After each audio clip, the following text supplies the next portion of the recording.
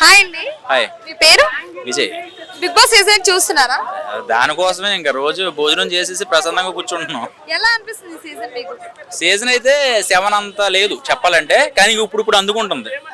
అంటే కంటెస్టెంట్స్ అలా లేరా, టాస్క్లు అలా లేవా, హోస్టింగ్ అలా లేదా?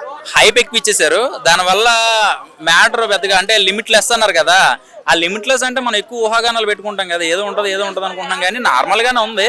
సో బట్ ఏంటంటే కొంచెం కాంట్రవర్సీ ఎక్కువ అయిపోయింది చెప్పాలంటే. లేడీస్కి బాగా కొంతమంది లేడీస్ వల్ల ఏమైందంటే నెగిటివ్ వచ్చేసింది.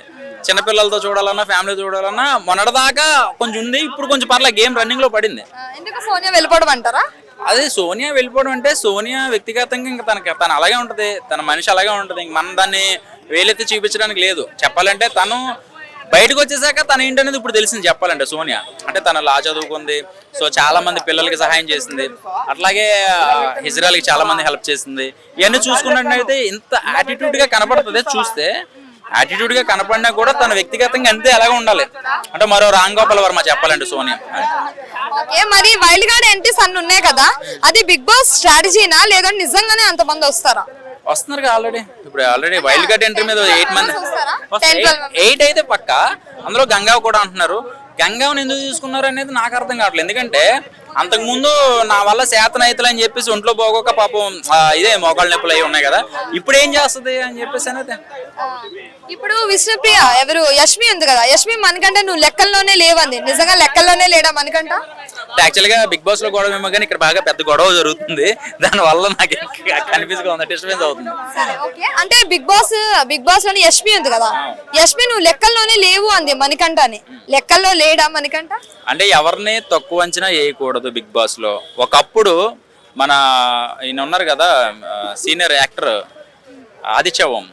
ఆదిత్య ఓం గారు చాలా జెన్యున్ గా ఆడుతున్నప్పుడు సోనియా అంది మీరు తొందరగా వెళ్ళిపోతారని.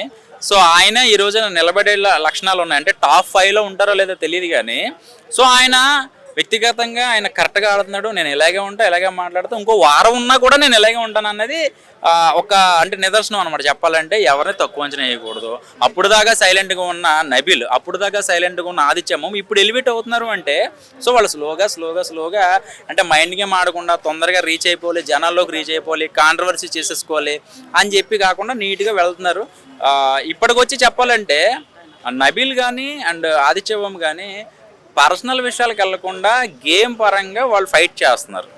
మిగతాదంతా కూడా అంత వేరే లెవెల్లో నడుస్తుంది, అంత చిరాక్గా ఉంటుంది. కామన్గా ఒక ఫ్రెండ్ అని మనం హక్ చేసుకుంటాం. అన్నయ్య అని చెప్పి కిస్ చేయొద్దు ఎవరు కూడా. ఒక అమ్మాయి అన్నయ్యని కిస్ చేయదు, అన్నయ్యని అక్కడ ఇక్కడ టచింగ్ చేయదు. మరి అది ఎంతవరకు నేను ప్రశ్నిస్తున్నాను, నిజం చెప్పండి. అది చూడడానికి ఎలా ఉంటుంది? అదొక్కటే నాకు, అది ఇప్పటికీ కాదు ఎప్పటికైనా సరే నేను అడుగుతా, ఫేస్ టు ఫేస్ అయినా నేను అడుగుతా, అన్నయ్యని చెల్లి ఇలా చేస్తుందా? అదొక్కటే నా క్వశ్చన్ అనమాట.